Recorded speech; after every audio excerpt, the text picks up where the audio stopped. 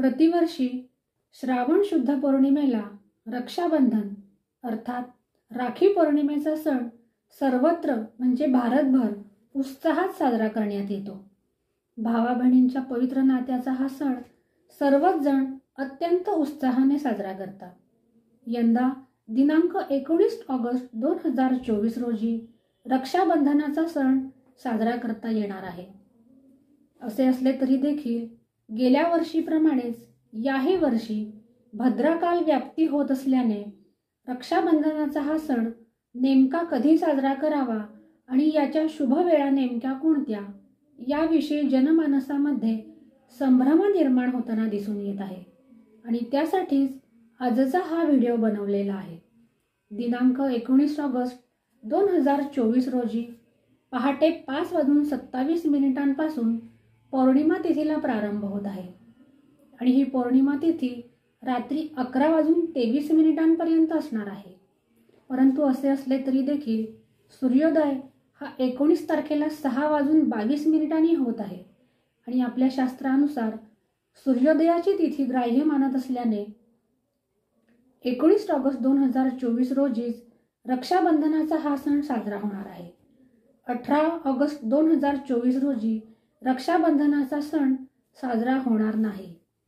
असे असले तरी देखील 19 ऑगस्ट रोजी पहाटे 5:27 पासून विष्टीकरण अर्थात भद्राकाल प्रारंभ होत आहे आणि भद्राकाल हा सर्व शुभ कार्यांसाठी वर्ज्य मानलेला आहे।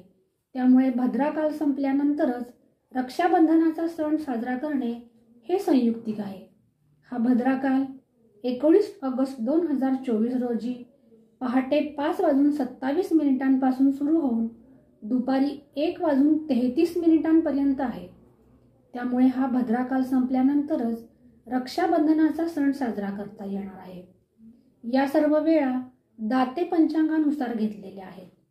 या दिवशी सर्वार्थ सिद्धी योग, रवी योग आणि श्रावणी सोमवार असा एक मोठा शुभ संयोगच बनलेला आहे। तरी देखील ज्यांना याच्या शुभ वेळा माहीत करून घ्यायच्या आहेत त्यांच्यासाठी शुभ मुहूर्त देखील सांगत आहे।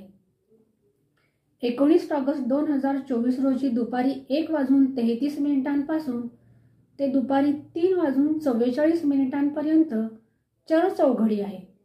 दुपारी 3:44 पासून दुपारी 5:19 पर्यंत लाभ चौघडी आहे।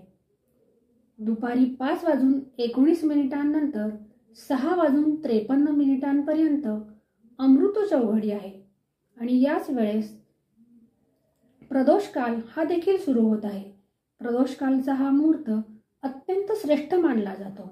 प्रदोषकाळी म्हणजे 6:53 पासून रात्री 7:30 वाजेपर्यंतचा हा काळ प्रदोषकाळ हा सर्वश्रेष्ठ मुहूर्त मानलेला आहे। ज्यांना या शुभ मुहूर्ताचा लाभ घ्यायचा आहे त्यांनी या वेळा नोट करून ठेवाव्यात। अशा प्रकारे आज आपण रक्षाबंधनाच्या मुहूर्ताची ज्योतिषीय माहिती जाणून घेतलेली आहे। अशाच प्रकारच्या ज्योतिषी आणि धार्मिक विषयांच्या खात्रीशीर माहितीसाठी चॅनलला लाईक आणि सबस्क्राईब नक्की करा। आज आपण येथेच थांबूया। पुन्हा भेटूया एका नवीन ज्योतिषीय विषयासह। तोपर्यंत नमस्कार।